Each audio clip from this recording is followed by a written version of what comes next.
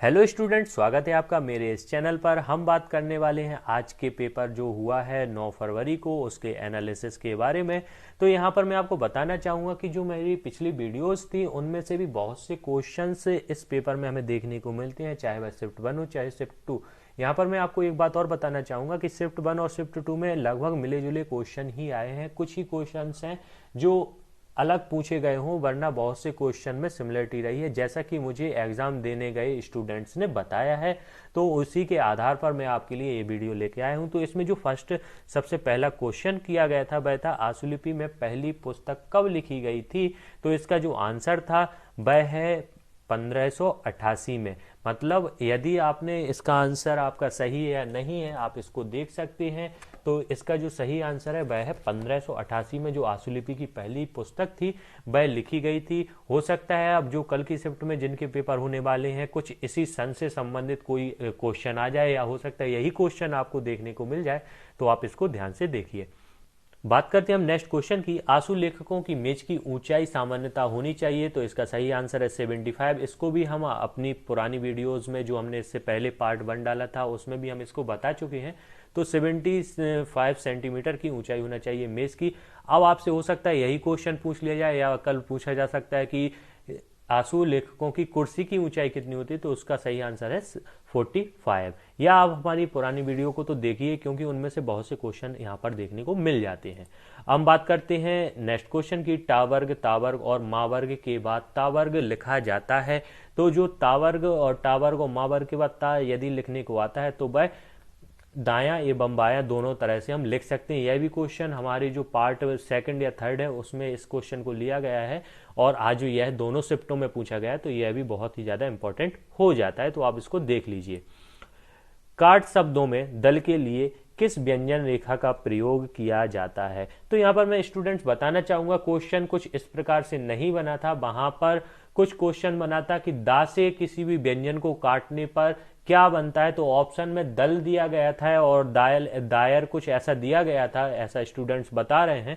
तो क्वेश्चन कुछ इसी प्रकार से था। तो मैं यहाँ पर आपको बताना चाहूंगा कि यदि क्वेश्चन में आपका दा था कि दा से काटने पर, तो उसमें जिस ऑप्शन में दल था वह ऑप्शन उसका सही होगा। लेकिन इस क्वेश्चन में देखा जाए तो यहाँ पर इसका सही आंसर है दा। बात करते हैं नेक्स्ट क्वेश्चन की।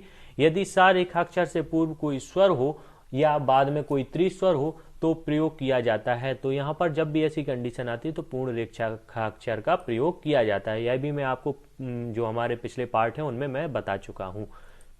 इसके बाद क्वेश्चन आया था डैश अनुस्वार व्यंजन रेखा के किस दिशा में लगाया जाता है। तो यहाँ पर अनुस्वार जब भी आता है, तो इसमें क्वेश्चन अनुस्वार का आया था 2018 में, लेकिन आज का जो पेपर था उसमें क्वेश्चन आया था कि मां अनुस्वार व्यंजन में डैश कहाँ लगाया जाता है। तो इसका जो सही आंसर है वह है समानांतर। मतलब जो डैश लगाया जाता है वह समानांतर लगाया जाता है। सन हुक केवल में लगाया जाता है। तो सन हुक जो होता है वह होता है अंत में लगाया जाता है। कुछ इस प्रकार का क्वेश्चन नहीं आया था। इसका जो क्वेश्चन बना था वह बना था कि ना हुक लगाया जाता है। तो इसका सही आंसर था अंत में। यह क्वेश्चन आया था आपके पेपर में।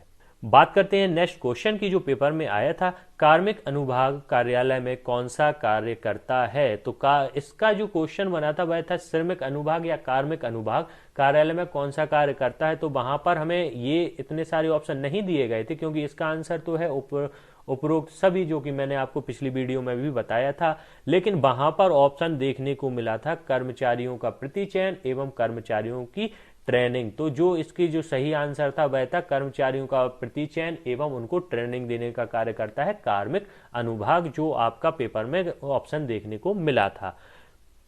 बात करते हैं नेक्स्ट क्वेश्चन की। वाक्यांश बनाते समय पहला रेखा शब्द कहां पर लिखा जाता है। यह 2017 और 16 में भी आ चुका है और आज भी पेपरों में दोनों शिफ्टों में हमें देखने को मिला है। तो जो इसका सही आंसर है वह मूल रूप में नियमानुसार अपने स्थान पर लिखा जाता है। अब हम बात करते हैं नेक्स्ट क्वेश्चन की। वाक्यांश हम बात करते हैं नेक्स्ट क्वेश्चन की। किसी व्यंजन रेखा को ऊर्ध्वमुखी रा व्यंजन रेखा से काटने या उसके नीचे लिखने पर धातु प्रकट होती है।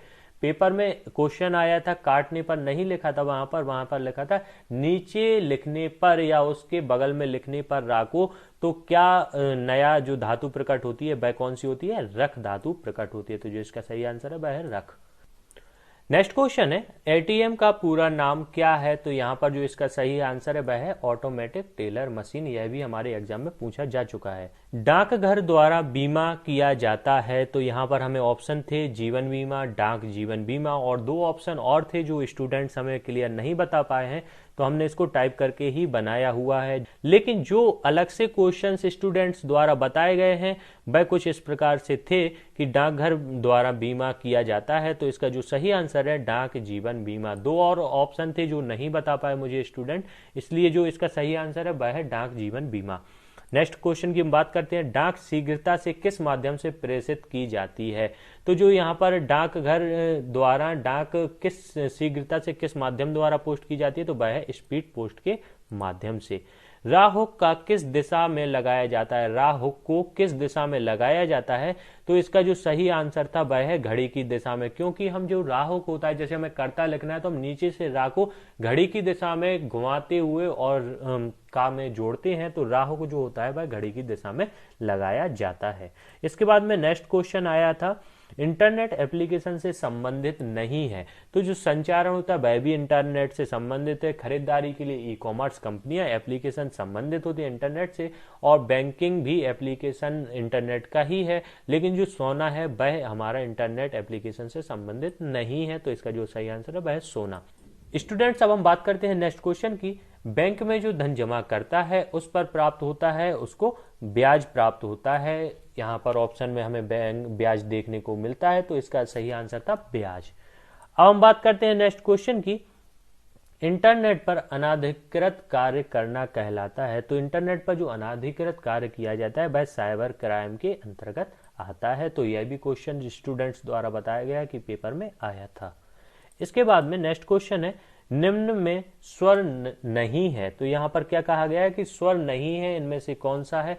तो ए, ई और आई तो हमारे स्वर होते हैं, लेकिन जो एफ होता है वह हमारा स्वर नहीं होता है, इसलिए इसका जो सही आंसर है वह है एफ। तो स्टूडेंट्स, ये थे जो आज के पेपर में कुछ स्टूडेंट्स द्वारा मुझे क्वेश्चंस बताए गए थे। उम्मीद है कि यह दोनों शिफ्टों में, क्योंकि ऐसा नहीं है कि किसी एक दो स्टूडेंट्स से हमने पूछकर ये एनालिसिस किया है, ये दोनों शिफ्टों में जो स्टूडेंट्स पेपर देने गए थे लगभग उन्हीं स्टूडेंट्स ने बताया है, उन्हीं के आधार पर इन क्वेश्चंस को क्रिएट किया गया है। तो उम्मीद है कि हो सकता है आज दोनों शिफ्टों में कुछ क्वेश्चन सिमिलर आए हैं, तो हो सकता है कल के एग्जाम में भी आपको देखने को मिल जाए। तो उम्मीद है कि आपको यह वीडियो पसंद आई होगी। कैसी लगी है इसके बारे में कमेंट कीजिए, लाइक कीजिए। वीडियो को देख रहे हैं कि व्यूअर्स जा रहे हैं, लेकिन लाइक बहुत कम आ रहे हैं, तो इसलिए आप लाइक भी कीजिए और वीडियो को अधिक से अधिक शेयर कीजिए, क्योंकि मैं आपके लिए ऐसी ही बहुत सारी वीडियोस लाने वाला हूं डिक्टेशन से संबंधित या शॉर्ट हैंड से संबंधित, या आपके नेक्स्ट एग्जाम जो सीपीसीटी के रहेंगे या और भी कोई एग्जाम रहते हैं आपके कॉम्पिटिटिव,